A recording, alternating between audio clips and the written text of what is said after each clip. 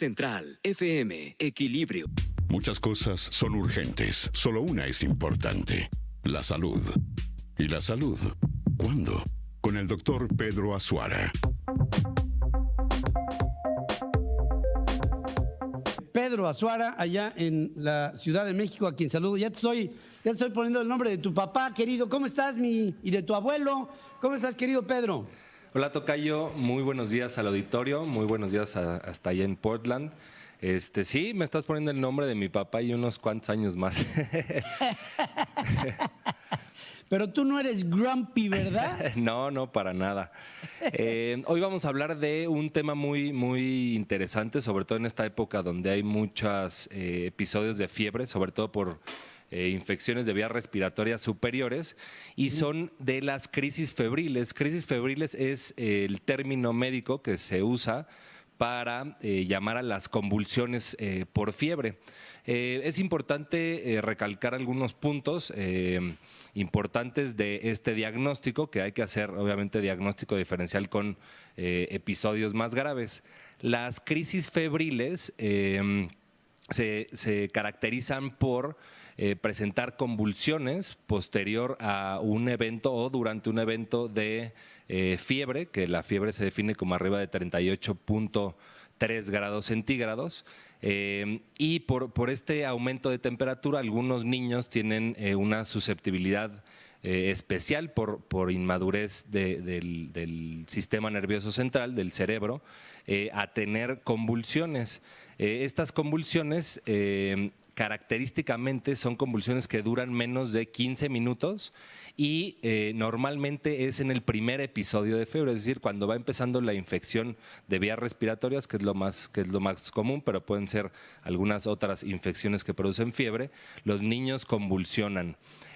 Hay susceptibilidad genética, es decir, si tienen papás con antecedentes de crisis febriles, de convulsiones por fiebre, o hermanos, los niños tienen una susceptibilidad aumentada porque hay una carga genética que aún no se descubre específicamente cuál es, pero hay una predisposición genética de estos individuos para convulsionar por fiebre. Y es importante también que estas crisis febriles se producen en un rango de edad. Si se sale de este rango de edad, que van de los 6 meses a los 6 años de edad, ya hay que estudiarlas. Normalmente cuando el niño convulsiona por fiebre, no es tanto en relación al grado de fiebre, es decir, no necesariamente los niños que llegan a 40 grados de fiebre van a convulsionar, sino es más bien esta susceptibilidad genética que tienen los individuos. Es importante hacer el diagnóstico diferencial de crisis febriles cuando un niño convulsiona, pero tiene otros síntomas y las convulsiones son recurrentes. Por ejemplo, la meningitis o la encefalitis en niños, que son infecciones del cerebro y de las meninges. Los niños tienen otros síntomas como rigidez de nuca, irritabilidad, aparte de estas convulsiones, y obviamente se sale normalmente de este grupo de edad, que son de los 6 meses a los 6 años. Y cuando las convulsiones son recurrentes, hay que sospechar en alguna otra causa. Si el niño tiene fiebre y convulsiona una vez, obviamente hay que llevarlo al médico especialista para que lo revise, pero normalmente no se tiene que hacer unos estudios de abordaje mayor, a menos que estas convulsiones sean recurrentes o duren más de 15 minutos. Hay que hacer ya estudios para descartar que no tengan meningitis, que no tengan encefalitis o que per se tengan epilepsia, que es la enfermedad como tal donde los niños convulsionan. ¿Hay afectaciones renales producto de la calentura o no? Digamos una pielonefritis o algún potencial, o esto estaría ligado con otra cosa. No, más bien, por ejemplo, la pielonefritis es una infección del riñón que produce mucha fiebre, pero no es la fiebre que afecta el riñón, sino el origen de la infección viene de la pielonefritis. Obviamente los papás que nos llegan al servicio de urgencias con una convulsión, pues obviamente esto es muy, muy aparatoso y asusta mucho a los padres, pero hay que estar conscientes que si solo fue una convulsión en el episodio de fiebre que duró menos de 15 minutos, se le llama crisis febriles o convulsiones por fiebre, y no quiere decir que tenga algún estado de alteración o enfermedad de epilepsia, que epilepsia es la enfermedad que llamamos a los niños que convulsionan de manera recurrente, no asociado a fiebre. Claro.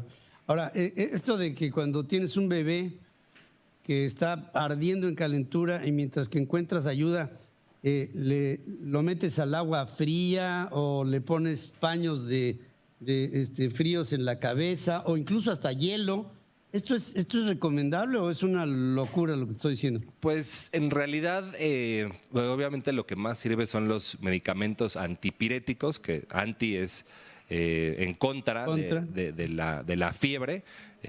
Pues esto es lo que más ayuda. Sí podemos poner medios físicos, nunca hielo, porque obviamente esto puede afectar pues de manera directa al niño, pero sí podemos usar medios físicos que en realidad pues es más una medida que tenemos cultura aquí en México. En los Estados Unidos es raro que utilicen medios físicos porque esto causa mucho malestar en el paciente. Obviamente cuando están en el episodio de fiebre tienen mucho frío y si agregamos medios físicos le causa malestar, pero en general sí ayuda a bajar la fiebre, pero lo que está corroborado... Pero no hay hielazos, ¿verdad? Sí, lo que está corroborado científicamente es obviamente dar medicamentos, ¿no? Correcto, pues hay que tomar estas previsiones, darnos cuenta de cuando un niño empieza a ver cómo se sube la temperatura. 38.3 me dijiste, es la temperatura climática, que sería en Fahrenheit, sería 100 grados. Como 101, más o menos 102 aproximadamente, sí.